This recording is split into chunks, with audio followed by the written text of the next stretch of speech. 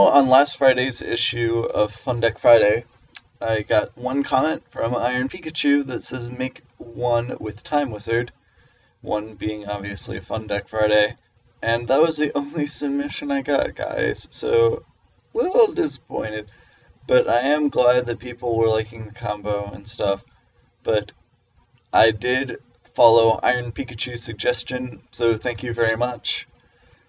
And yeah, I decided to make a deck with Time Wizard. It was a bit challenging, but in the end, I think I made a pretty decent deck. First, I should probably explain to you guys what Time Wizard does, if you guys don't remember. Once per turn, you can toss a coin and call it, if you call it right, destroy all monsters your opponent controls. If you call it wrong, destroy all monsters you control. And if you do, take damage equal to half the total attack that those destroyed monsters had on the field. The cool thing about Time Wizard is that since it is a luck-based effect, or like a chance-based effect rather, your opponent cannot activate anything after the effect is resolved, which is after they know whether or not the result is heads or tails. So that is very interesting. However, it is kind of a downside for you as well, because if you call it wrong, you can't compulse your monster or something like that to save it, but you can do it proactively. So there are very few ways to get around taking damage from Time Wizard, because it doesn't really matter whether they go to the graveyard, back to the deck, etc.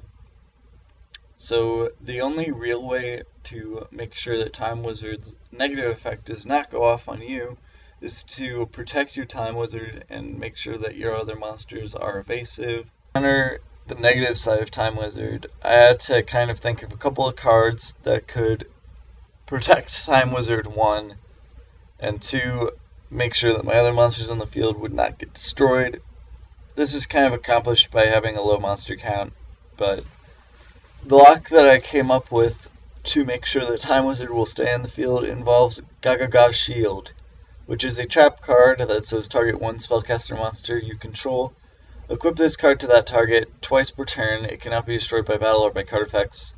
So this will protect your Time Wizard from its own destruction effect by itself, and also will allow it to survive during your opponent's turn. Now, to protect Time Wizard and Gaga's Shield from basically the things that have the highest chance of destroying them, which are spell cards being MST and then just running over the Time Wizard, I play Secret Village as a spellcaster, which is if you control a spellcaster type monster and my opponent does not, your opponent can activate spell cards. If you control no spellcaster monsters, you can activate spell cards. It will allow me to protect like my Gagaga Shield, lock out my opponents from the game if they're planning a high number of spell cards. I guess I'll jump right into the deck list now that you know the kind of lock, being Gagaga Shield on a Time Wizard with a Secret Village as a spellcasters. So it kind of creates a soft lock on the board, because you have Gagaga Shield protecting Time Wizard, and then they need 3 ways to destroy Time Wizard, either by battle or by card effect, and they can't use spell cards. So I think it's a pretty cool lock. So I guess I'll jump right into the deck profile. One Apprentice Magician is one way to search out Time Wizard. I played 1 BLS. This is basically your win condition. Like, you just drop this at the very end of the game and just try and win. 2 Karkardi, this is to find your combo pieces just a little bit more quickly. 1 Veiler is to stop opponent's monster effects that could possibly stop your Time Wizard. 2 Evil Storm Thunderbird. This is your other win condition, it's just Thunderbird beatdown. It also is evasive, so you can Time Wizard, chain Thunderbird, Thunderbird will banish, and then you'll figure out the result of Time Wizard, which kind of sucks. If you call it wrong, you're just like, well, thank God I didn't do that. And if you call it right, you just kind of like, why am I not doing more damage? But that's kind of how it goes. This is also just really good standalone, and a lot of your cards in your deck are chainable, so it has plenty of opportunities to banish itself. And then obviously the namesake of the deck is Time Wizard. 3 Duality and 2 Terraforming for consistency to try and find your Secret Village spellcaster. This is probably my favorite card from the new set. It's called Fusion Reserve. You reveal a fusion monster in your extra deck, and then you add 1 fusion monster listed on the card. So if it is named on the card, you can add it to your hand, and there's something about pulverization but you don't play Polymerization in this deck because it'd probably be really dead. So Time Wizard is listed on 1000 Dragon. God, throwback.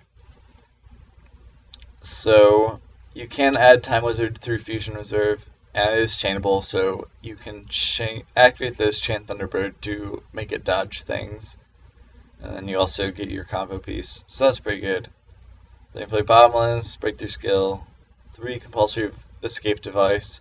This combos well with Thunderbird, but it can also do some pretty cool things with Time Wizard. You call it right, and you blow up your opponent's board, and then you basically have a Time Wizard kind of sitting there. And you have a lot of ways to search up Time Wizard, so compulsoring it back into your deck is not the hugest deal. 1 Compulse, 2 Deprison, Soul Drain and Macro, because this combo is kind of weak to like Shadal effects or like just floaters in general, because they just kind of destroy, and then destroying isn't really that great. Then you have 2 Vanities. This also creates like a further lockdown with like your thing that you've already set up. 2 Wiretap Traps are probably your biggest weakness. I guess the last card to explain the deck is Phoenix Wing Wind Blast. You have a lot of cards that will accumulate in your hand and become dead, and you want to give your opponent dead draws as much as possible. Thank you guys so much for watching this segment. Please leave your suggestions in the comment section down below. As always, this is Smashing Pumpkin signing out. Peace.